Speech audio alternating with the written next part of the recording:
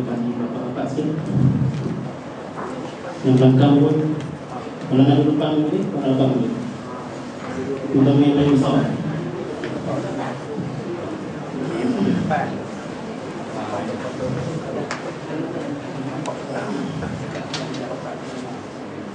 Jadi untuk memberkati majlis kita pada malam ini, mari sama-sama kita membuka majlis kita dengan bacaan kitab Al-Fatihah.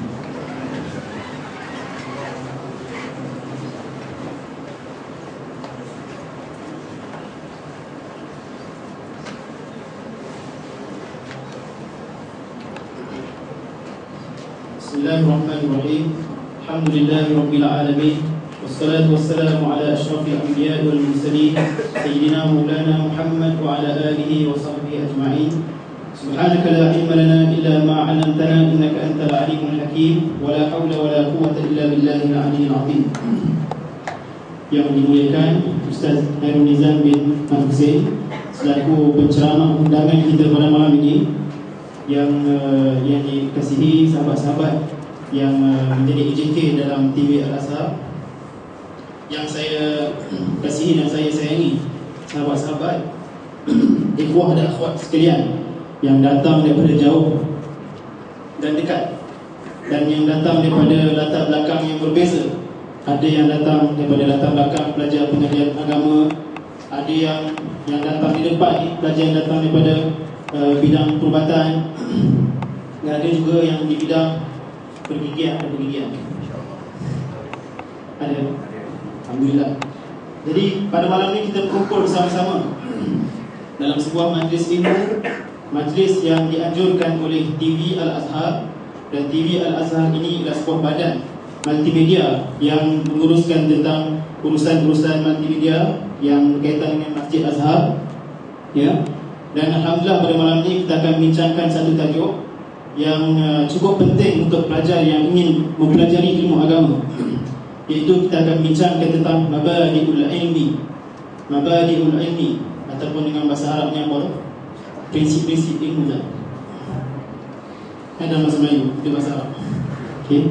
Jadi kita akan bincangkan tentang Mabadi'ul Ulum, okay, prinsip-prinsip ilmu-ilmu.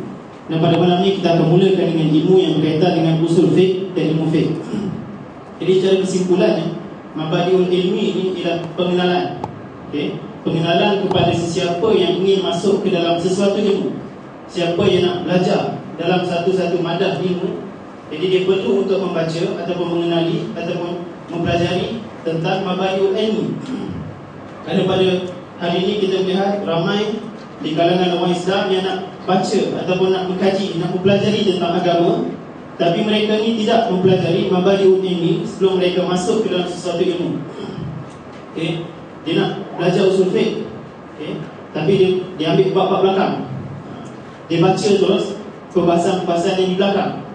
Dia nakalkan terus kalam-kalam para ulama, yang mana kalam Imam Syatibi ataupun Imam dalam kitab Muwafaqat atau kitab-kitab yang tinggi dalam kitab usul fiqh. Dia ambil kalam-kalam yang tinggi, dia ambil kata-kata yang tinggi, kemudian dia menguatkan hujah dia dalam keadaan dia tidak belajar ilmu yang pendahuluan. Okay. Dan disiplin ilmu yang diletakkan oleh para ulama, yang telah diwarisi oleh para ulama daripada dulu sampai sekarang, mereka meletakkan di depan kitab, setiap ada ilmu, mereka akan meletakkan Mabadi'ul Ilmi dalam sebuah syair yang biasa disebut di mukadimah setiap kitab. Inna mabadi'a kulli fatin asyara al-hadd wal mawdu'u thumma az-zamara. Mungkin Ustaz boleh jelaskan lagi lah. Okay. Jadi perlu untuk seorang pelajar, atau perlu untuk seorang pelajar yang ingin mempelajari ilmu agama untuk mempelajari tentang Mabadi'ul Ilmi. Jadi ini bukan ruang untuk saya menjelaskan kali ini, sekarang ada ruang yang lebih layak untuk membincangkan tentang kali ini. Jadi pada hari ini alhamdulillah kita dihadiri oleh seorang yang sudah tidak asing lagi di kalangan pelajar-pelajar Mesir, iaitu Ustaz Khairul Nizam bin Hussein. Dan sebenarnya tak perlu untuk saya ta'aruf Ustaz sebab dah makruf, cuma sebagai untuk mengulang lagi apa yang berlatar beliau. Okay. Jadi Ustaz Khairul Nizam adalah bekas mantan Presiden Persekutuan Melayu Republik Arab Mesir, orang yang banyak berjasa kepada kita di Mesir. Okay. Dan beliau juga bekas Fellow bukan bekas lah, sekarang ni masih lagi mengajar sebagai Fellow Manhal Dan sekarang ini beliau masih belajar di peringkat master. Dia master usul fiqh lah, dan sedang menulis tesis beliau. Jadi sama-sama kita doakan moga Ustaz dapat menghabiskan tesis beliau pada tahun ini, pada tahun akan datang. Jadi tanpa mengakhirkan masa lagi, dengan segala hormatnya saya menyambut dan mempersilakan Ustaz Nizam bin Husin untuk menjelaskan tentang hal ini. Pada tafadhal masykurah wa minallahi majzura.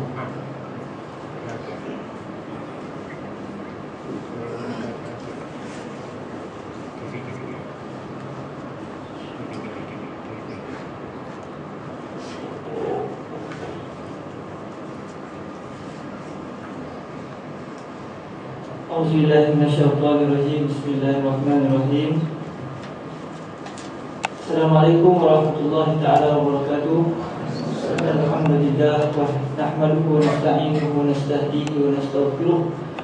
Wa na'udzu billahi min shururi anfusina wa min sayyiati a'malina. Innahu may yahdihillahu fala mudilla lahu wa may yudlilhu fala hadiya lahu.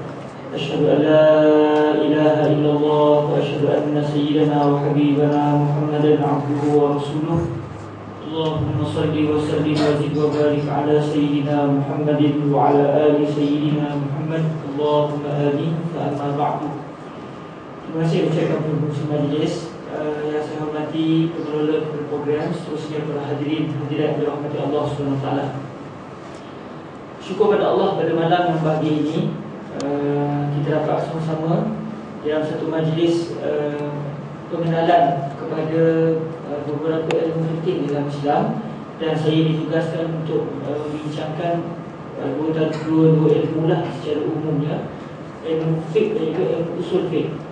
Yang mana bila saya tengok ramai, saya jadi takut sebab dah lama tak cakap depan mahasiswa. Kita 6 bulan dipecat daripada Mesir baru ni, jadi kita balik ke Malaysia 6 bulan, kemudian bersama dengan masyarakat umum, tapi kali ini dapat sama-sama dengan para mahasiswa. Jadi apa yang akan saya bincangkan ini mungkin perkara yang asas sungguh dalam dua ilmu ini, dan moga-moga di sana ada pertanyaan demi pertanyaan yang dapat membantu saya untuk menjelaskan lagi perbahasan yang akan kita sama-sama hadapkan pada malam yang bahagia ini. Para hadirin yang dirahmati Allah SWT, usul fiqh. Dari sini kita dah nampak macam ada satu kesinambungan di antara dua ilmu ini. Satu namanya ilmu fiqh, satu namanya usul fiqh. Jadi pasti ada satu kaitan di antara ilmu fiqh dan juga ilmu usul fiqh. Yang kalau kita lihat, dua ilmu ini tidak akan berpisah dalam alam realiti. Dua ilmu ini tidak akan berpisah pada alam realiti, iaitu dari sudut pengeluaran hukum hakam fiqh. Maka seseorang yang dia ingin mengeluarkan apa saja hukum hakam dalam keadaan dia mempunyai autoriti, dia tidak akan lari daripada dua perbahasan ini, ilmu fiqh dan juga ilmu usul fiqh. Jadi insya-Allah saya akan cuba membincangkan perbahasan ini secara mudah, secara dasarnya begitu, dan semoga dapat bermanfaat untuk kita semua. Hadirin yang dirahmati Allah SWT, saya mula dengan yang agak sukar sikit, iaitu usul fiqh. Sebab dari segi urutan dia, usul fiqh dahulu baru fiqh. Kalau dalam perbahasan qawaid fiqhiyah dibincangkan, siapa dulu antara usul fiqh dan juga qawaid fiqhiyah. Ini kita bincang qawaid fiqhiyah. Qawaid fiqhiyah ini adalah beberapa kesimpulan asas yang diambil daripada hukum-hukum fiqh. Jadi disebut di situ dari segi urutan dia, secara realnya dia akan mula-mula wujud dahulu adalah usul fiqh. Selepas wujud usul fiqh barulah akan timbulnya fiqh, dan selepas timbulnya fiqh barulah keluar satu ilmu baru yang dinamakan sebagai qawaid fiqhiyah. So apa dia ilmu usul fiqh? Saya mulakan secara kasarnya begini. Usul fiqh ni kita boleh kata macam kaedah ataupun syarat-syarat ataupun undang-undang yang mesti dipatuhi bagi sesiapa sahaja yang ingin mengambil hukum daripada Al-Quran dan juga hadis serta dalil-dalil yang lain. Secara kasarnya juga, usul fiqh ni adalah undang-undang ataupun syarat-syarat prinsip yang mesti dipatuhi oleh seseorang faqih ataupun seseorang mujtahid, orang yang mampu untuk keluarkan hukum hakam. Orang yang nak keluarkan hukum hakam daripada Al-Quran, daripada hadis, daripada qiyas, daripada apa dalil sekalipun, dia mesti ada satu undang-undang yang mengawal dia. Jadi undang-undang itu secara mudahnya kita namakan sebagai usul al-fiqh. Usul al-fiqh kita boleh katakan sebagai undang-undang ataupun prinsip yang mesti dipatuhi, yang mesti diikuti oleh mana-mana sahaja manusia yang ingin mengeluarkan hukum hakam daripada Al-Quran maupun daripada hadis serta dalil-dalil yang lain. Itu secara kasarnya. Baik, secara ilmiah sikit, itu secara bodoh-bodohnya begitu. Baik, secara agak halus sikit, usul fiqh ni ditaklifkan oleh para ulama usul. Para ulama usul fiqh antaranya adalah seorang tokoh besar dalam ilmu Islam, namanya Qadi Nasiruddin Al-Baydawi. Qadi Nasiruddin Al-Baydawi. Sehingga para ulama mengatakan tak ada orang yang lebih alim di Azerbaijan melainkan Qadi Nasiruddin Al-Baydawi. Dia ada satu buku namanya ni, yang itu syarah muda, Minhajul Usul ila Ilmi Usul. Minhaj al-Usul ila Ilmi Usul. Itu antara kitab karangan Al-Imam Al-Baydawi yang kalau ikut dari segi sejarahnya, dia berasal daripada Bayda', satu tempat yang belah-belah Azerbaijan, dan dia membesar di Shiraz, salah satu kawasan belah-belah sana juga lah. Dan akhirnya dia meninggal dunia di saya lupa nama tempat dia meninggal tu. Cuma disebut sebagai qadi kerana dia pernah menjadi qadil qudah, ketua hakim negara bagi kerajaan kita lah. Cuma dia hanya dapat bertahan 6 bulan saja. Lepas tu dia dipecat daripada menjadi qadi kerana dia menyatakan hukum secara tepat. Jadi kadang-kadang bila kita menyatakan perkara secara betul ni, orang tak suka, jadi dipecat. Sejarah Qadi Nasiruddin Baydawi, dia dipecat. Dia jadi qadi kalau ikut sejarah selama 6 bulan saja. Baik, kata beliau dalam kitab Minhajul Usul ila Ilmi Usul, ketika beliau mendefinisikan pengertian kepada usul fiqh, beliau mengatakan usul fiqh ma'rifatu dalailil fiqh ijmalan. Ma'rifatu dalailil fiqh ijmalan wa kayfiyati al-istifadati minha wa halil mustafid. Ulang sekali lagi. Ma'rifatu dalailil fiqh ijmalan wa kayfiyati al-istifadati minha wa halil mustafid. Ma'rifatu dalailil fiqh ijmalan wa kayfiyati al-istifadati minha wa halil mustafid. Beliau mengatakan usul fiqh ini adalah pengetahuan, makrifah, pengetahuan terhadap dalil-dalil fiqh secara dalil-dalil kepada fiqh, atau kita boleh katakan hujah-hujah kepada fiqh secara umum gitu. Okay. Kita nak kenal pasti apa yang boleh dijadikan sebagai dalil. Dia bukan nak tahu solat ni apa dalil, itu perbahasan fiqh. Usul fiqh disebut ma'rifatu dalailil fiqh ijmalan. Tugas usul fiqh adalah untuk mengenal pasti apakah dia dalil yang boleh dijadikan sumber di dalam mengeluarkan hukum hakam. Jadi peranan ilmu usul fiqh dikaji. Al-Quran boleh jadi hujah atau tidak dalam nak keluarkan hukum hakam? Maksudnya kalau disebut Al-Quran, boleh tak ayat Al-Quran itu menjadi dalil kepada kepada masalah-masalah fiqh? Jadi usul fiqh mengkaji Quran boleh tak hujah, akhirnya dibuat kesimpulan setelah kajian Al-Quran menjadi hujah.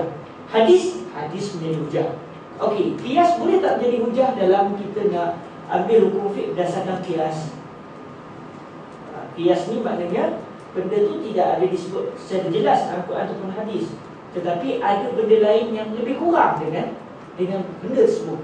Ambil contoh lah, tadi kami di Al-Azhar tadi sebelum maghrib tadi belajar bahasa usul fiqh. Antara contohnya Allah Ta'ala sebut Al-Quran, wala taqul lahuma uff, jangan kamu sebut uff, apa saja kalimah yang boleh menyebabkan hati ibu terasa. Jadi haram kita menyebut kalimah yang boleh mengguris hati ibu. Baik, apa hukum terajang mak ayah? Cuba saya buat, tak lupa. Jadi adakah bila dalam Quran cerita itu tak ada pukul mak ayah tak ada. Adakah hukumnya halal? Cakap kasar tak boleh, pukul tak ada masalah. Adakah begitu? Baik, tengok hadis pun macam tak ada. Baik. Jadi pukul mak ayah tak ada. Allah ya ayyuhallazina amanu la tadribu anak abaikum ummahatikum. Tak ada. Ya Allah, hai orang mukmin, jangan kamu sembelih ayah kamu, jangan sembelih mak kamu, jangan pukul. Sebagainya tak ada. Baik. Jadi apa hukum? Tak jumpa. Cuma ada satu hukum lain yang ada kaitan macam hampir-hampir sama, iaitu cakap kasar tak boleh. Maksudnya dia boleh menyebabkan polis hati mak ayah. Jadi kalau cakap kasar tak boleh, pukul lagi-lagi dah menggunakan hati mak ayah. Sebab tak ada mak ayah yang dia hanya terguris hati bila dia cakap kasar dengan dia. Pukul dia rasa sebelum tak ada.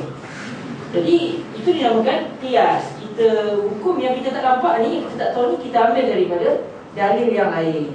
Kita ambil daripada masalah yang lain. Kita kata kalau cakap kasar tak boleh, pukul pun tak boleh, kerana ada persamaan, iaitu iza menyebabkan sakit hati dalam hati mak ayah. Jadi adakah qiyas boleh menjadi hujah atau tidak? Jadi ilmu usul fiqh mengkaji. Sebab peranan ilmu usul fiqh adalah mengenal pasti apakah dia dalil kepada hukum-hukum fiqh.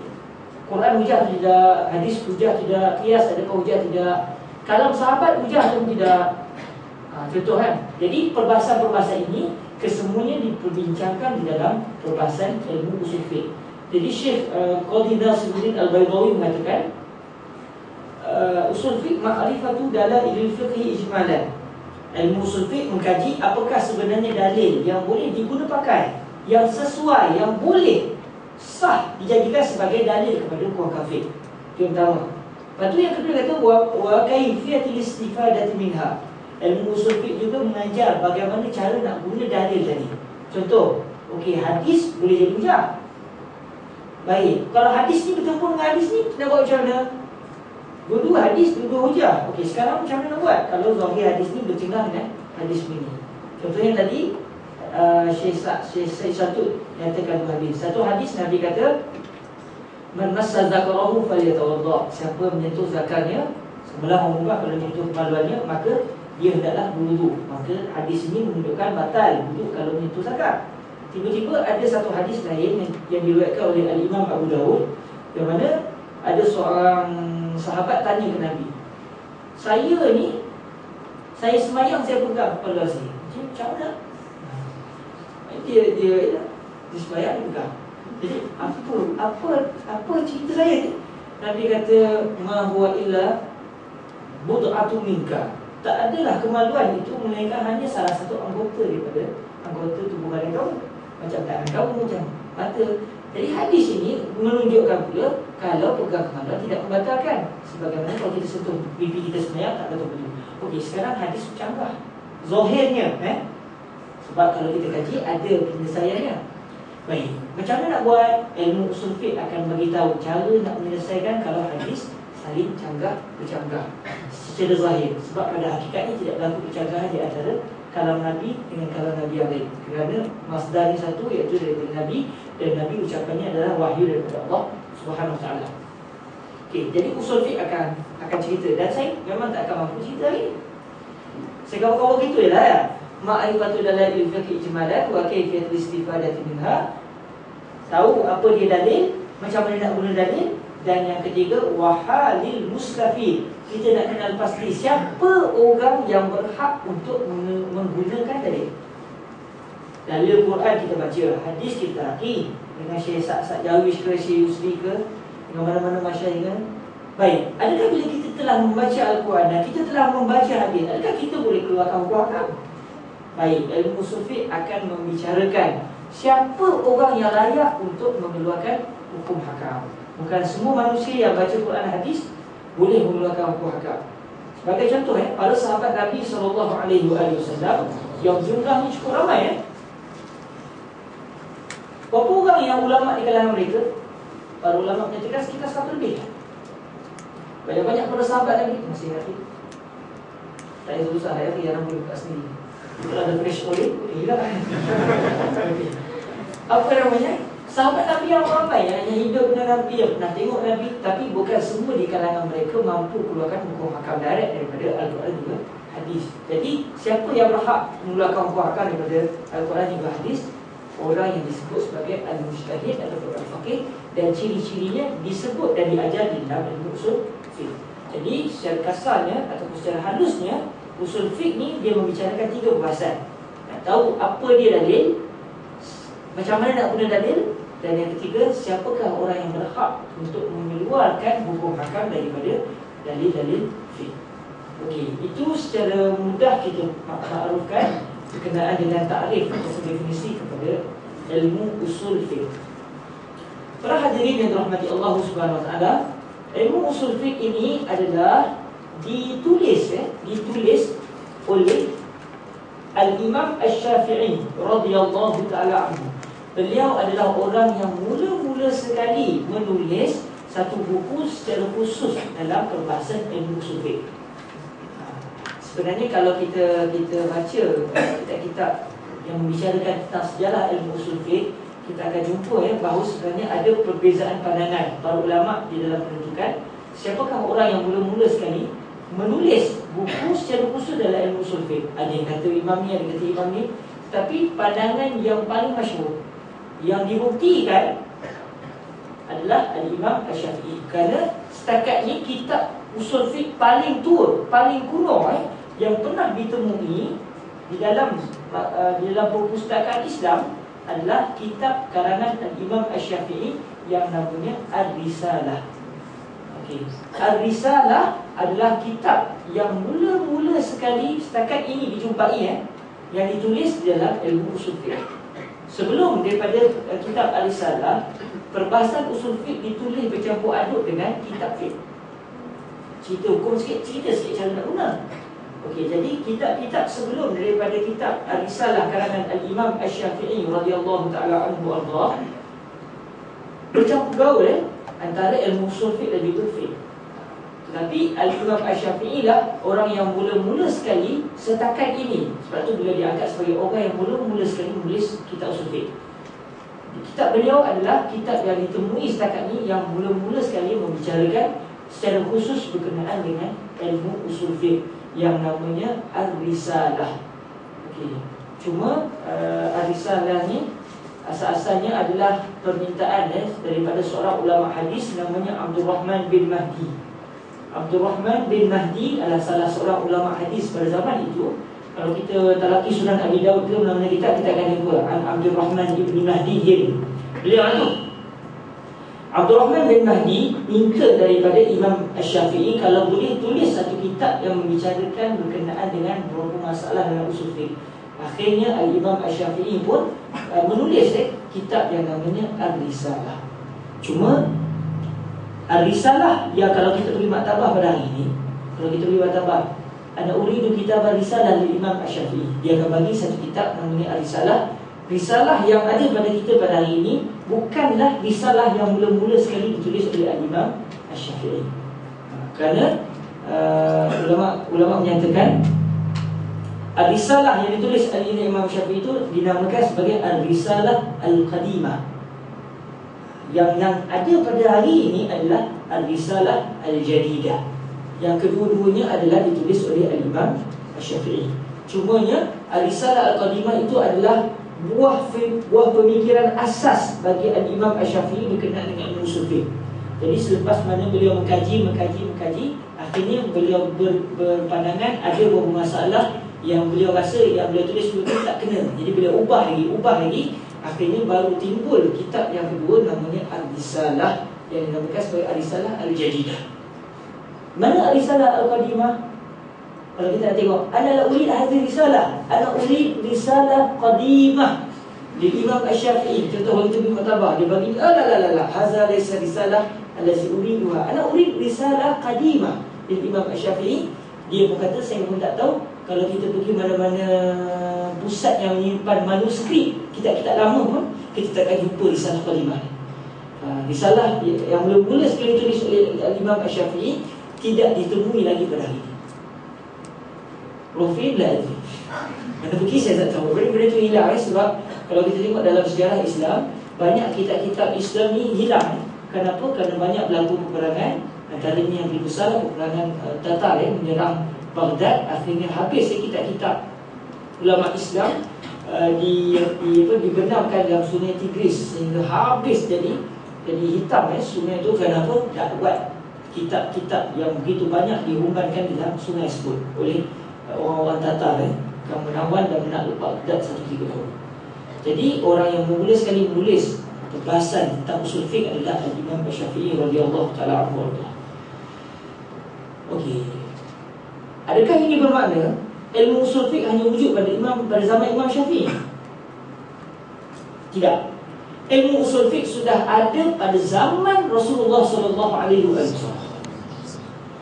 Bahkan ada di dalam pemikiran para sahabat, para tabi'in selepas itu, dan juga para ulama yang lain sebelum kedatangan Al-Imam Asy-Syafi'i radhiyallahu taala anhu. Kenapa? Kerana usul fiqh adalah undang-undang yang mesti dipatuhi oleh seseorang sebelum dia mengeluarkan hukum hakam daripada kitab.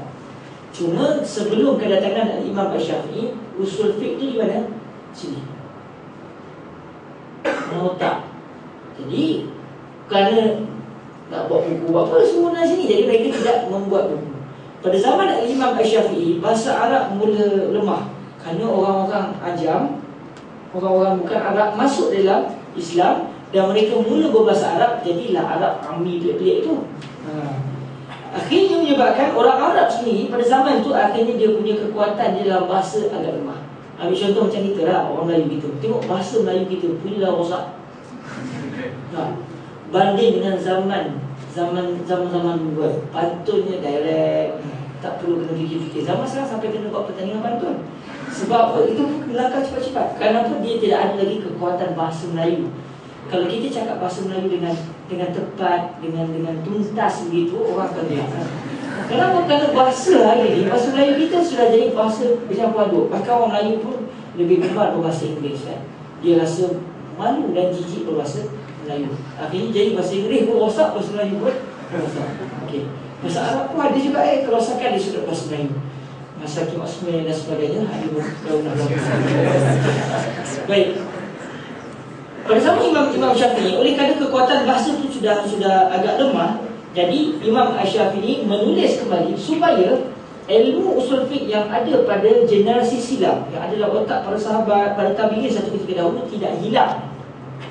Kalau tidak dibuka, dikhawatiri akan hilang. Jadi ditulis benda itu supaya dapat difaktakan di dalam satu buku dan dapat dipelajari oleh generasi-generasi selepas itu. Kenapa para hadirin rahmati Allah? Contoh macam sebelum datangnya Imam Syafi'i, pada zaman sahabat, Sayyidina Umar, Sayyidina Abu Bakar, ini semua mujtahid ataupun para fuqaha besar di kalangan para sahabat. Selepas kewafatan Rasulullah, mereka juga mengambil hukum hakam daripada Al-Quran dan Hadis. Apa yang memandu mereka? Usul fiqh. Okey, maknanya usul fiqh itu sudah ada dalam minda mereka. Macam dah ilmu nahwu. Ilmu nahwu ditulis. Sebelum ditulis, adakah ilmu nahwu tidak ada? Tidak. Ilmu nahwu sudah ada Sehingga saya pernah dengar satu cerita nak cerita ilmu nahwu ni wujud dalam jiwa masyarakat Arab satu ketika dahulu. Pernah ada seorang seorang guru Al-Quran, dia ajar seorang budak mengaji Quran. Jadi dua Arab lah. Jadi guru ni kata, okey, iqra. Tabbat yada. Dia berhenti balik tu. Budak ni sebut tabbat yadani. Guru kata tak, qul tabbat yada. Budak ni kata tabbat yadani. Dan kali ni guru berkuasan sebab kalimah yada itu asalnya ada rukun, tetapi sudah dibuang kerana ada kalimah selepas tu yang digabungkan. Yada abi lahabi. Contoh macam itulah, yada abi lahabi. Jadi dalam istilah nahwunya dipanggil mudhaf dan mudhaf ilaih. Oleh kerana ada kalimah abi selepas tu secara mudahnya, jadi dihazafkan, dibuang kalimah nun pada yadani itu. Tapi oleh kerana si guru ni tak datang dengan kalimah abi lahabin tu, jadi budak ni dia tak mampu nak sebut tabbat yada. Dia rasa macam apa cakapnya. Yang betulnya tabbat yada ni dikekalkan nun. Jadi maknanya ilmu nahwu tu sudah ada dalam minda masyarakat Arab satu ketika dahulu sebelum ditulis. Tapi kenapa ditulis? Kerana apabila bahasa Arab melemah, ditulis supaya jangan hilang ilmu yang satu ketika dahulu wujud secara tabi'i di dalam jiwa masyarakat Arab. Para hadirin yang dirahmati Allah SWT, itu secara kasar yang saya boleh kongsi dengan tuan-tuan dan puan-puan berkenaan dengan ilmu usul fiqh. Ilmu usul fiqh, takrif kita dah tahu. Baik, saya nak sentuh sikit berkenaan dengan dia ada kaitan dengan ilmu fiqh nanti, tapi tak apalah, ala-ala kita dah sebut sini. Baik, ilmu usul fiqh ni penting kenapa tuan-tuan? Pernah saya diberitahu oleh guru saya, Fadilatul Syekh Said bin Shaltun. Beliau menyatakan bahawa Fadilatul Mufti Syekh Ali Jumaah pernah menyatakan bahawa Barat berusaha untuk mencaci dan merendahkan martabat Imam Asy-Syafi'i. Kenapa? Barat cuba untuk merendahkan martabat dan nilai keilmuan yang ada pada Imam Syafi'i. Mereka nak kata Imam Syafi'i tak ada apa, biasa je, orangnya lebih kurang je, dia bukannya seorang yang begitu hebat. Kenapa? Kerana beliau orang yang mula-mula sekali menulis hukum hakam berkenaan dengan usul fiqh. Jadi oleh kerana ada usul fiqh, tak mudah-mudah orang nak mengeluarkan hukum hakam secara mudah-mudah. Dia ada kaedah dia. Jadi untuk menghapuskan kaedah, untuk kita hapuskan kaedah, sukar. Sebab dah ada. Jadi cara dia apa? Kita maki orang yang buat kaedah. Supaya bila orang yang buat kaedah ni kita dapat rendahkan nilai dia, maka orang lepas tu usul fiqh apa? Imam Syafi'i pun tak berapa hebat, biasa je lah. Ini pun usul fiqh ni pun kita boleh ketikan lagi. Jadi Barat berusaha keras supaya nilai martabat Imam Syafi'i itu direndahkan, supaya masing-masing selepas itu berhak menyatakan pandangan dia terhadap mana-mana ayat Al-Quran dan juga hadis Rasulullah SAW. Sebab apa? Dah tak ada undang-undang. Sebab itu tak heran pada zaman hari ini, kalau contoh, kalau kita ambil satu contoh, Allah Ta'ala sebut dalam Al-Quran antaranya innamal khamru wal maisir wal ansab wal azlam rijsun min amali syaitani fajtanibuh. Okey, sesungguhnya arak, judi, nasib, semua bahala, semuanya benda-benda najis. Semuanya adalah perbuatan syaitan, maka jauhilah perkara-perkara tersebut. Fajtanibuh. Baik. Ada orang zaman sekarang, dia kata apa? Saya berpandangan bahawa sebenarnya arak dia dihalalkan. Kita kata ayat ni kata apa? Itu ayat tu khusus untuk zaman tu. Zaman sekarang kita dah memerlukan kepada arak sebab dia memberikan kebaikan kepada kita dari sudut ekonomi. Dia boleh memberikan bantuan kewangan kepada kerajaan contohnya. Maka arak tak ada masalah. Berdasarkan kaedah contohnya kata ini adalah masalah. Ya. Benda ni berlaku bukan saya tipu-tipu. Bahkan kalau kita tengok realiti Malaysia, 30% daripada masyarakat Melayu menolak. Didedahkan baru ni 30% daripada masyarakat Melayu adalah ketagih haram.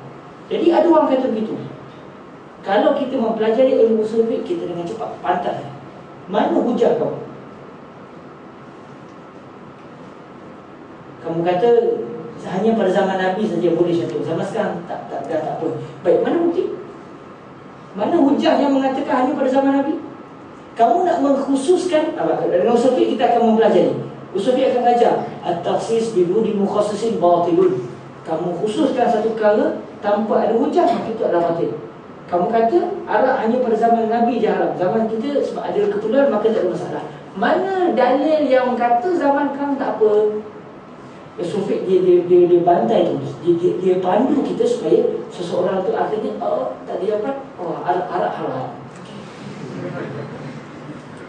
Ada orang kata sebenarnya yang tak boleh fajtani, yang tak sebenarnya kita hanya diminta untuk menjauhi arak. Yang tak salah kalau tak pasal minum tapi kalau boleh jauhi dia kata begitu. Contoh kita kata fajtanibu adalah antara contoh ayat yang menunjukkan bahawa tak boleh kita buat. Sebab kalau dekat pun tak boleh, apatah lagi melakukan. Jadi usul fiqh dia akan membatasi kehendak manusia yang jahat yang nak melampaui syariat Allah dan syariat Nabi Muhammad SAW. Jadi dengan sebab itu para hadirin rahmati Allah, usul fiqh begitu penting untuk dipelajari. Kerana dengan kita mempelajari ilmu usul fiqh secara dalam, kita akan dapat dapat mempertahankan syariat Islam ini daripada mudah-mudah orang nak berlebih kurang. Okey, itu secara kasar yang saya boleh kongsi dengan tuan-tuan dan puan-puan berkenaan dengan ilmu usul fiqh. Baik, saya akan ada beberapa perkara yang kita ada kaitan antara usul fiqh dengan fiqh. Jadi alam tu saya masuk terus dalam perbahasan ilmu fiqh. Tuan-tuan yang dirahmati Allah, puan-puan yang disayangi, yang dirahmati Allah SWT.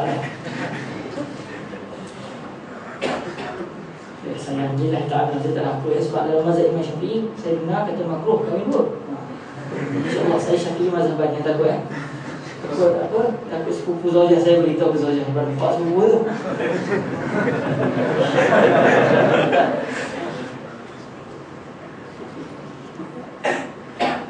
Tuan-tuan yang dirahmati Allah, usul fiqh dia mengkaji apakah itu dalil, mengenal pasti dalil.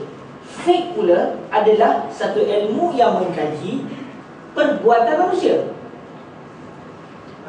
Kalau usul fiqh dia mengkaji apakah dalil yang boleh diguna pakai untuk mengeluarkan hukum. Jadi usul fiqh tak bincang solat wajib tak wajib, itu bukan bahasa usul fiqh. Pegang hukum batal tak batal wudu, itu bukan bahasa usul fiqh. Usul fiqh kaji Quran hujah atau tidak, hadis hujah atau tidak. Okey. Fiqh pula dia mengkaji hukum setiap perbuatan manusia. Okay. Fiqh adalah ilmu yang mengkaji hukum kepada perbuatan manusia. Okay. Tuan-tuan puan yang dirahmati Allah, setiap perbuatan kita ni ada hukum. Setiap perbuatan kita ni ada hukum. Kita senyum, kita marah, kita depik, kita berkumpul, kita minum air, tengok mikrofon. Sebenarnya kesemua itu ada hukum dia. Sebab itu perbuatan manusia ini perbuatan yang di sebalik itu ada hukum. Sama ada dibolehkan, diwajibkan, disunatkan, diharamkan, dimakruhkan. Kesemuanya tidak akan lari daripada lima perbahasan ini.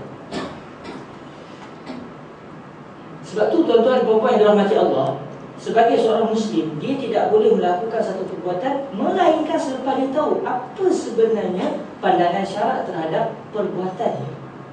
Yang salah dia buat dulu, InsyaAllah betul kot. Yang tu tak betul. Buat dulu baru tanya, saya dah buat dah, macam mana? Baik, itu diharapkan. Okay. Sebab tu tuan-tuan dan rahmati Allah, kalau kita nak buat satu perbuatan, kita nak buat apa sajalah kan? Kita kena fikir, boleh ke tak boleh, halal ke tak halal, haram ke tak haram. Kalau tidak, jangan. Sebab kalau kita melakukan satu perbuatan dalam keadaan kita tak tahu hukum tu apa dia, kita buat, kita lanjai je lah. Selalunya dalam masalah ni ada khilaf, kan? Selalunya ada khilaf, mestilah ada lah, insyaAllah tu kan. Yakinlah, memandai ya, yakin itu pasal. Dia buat dulu perbuatan, dia buat satu perbuatan tanpa dia tahu hukum perbuatan tersebut adalah haram. Dia berdosa walaupun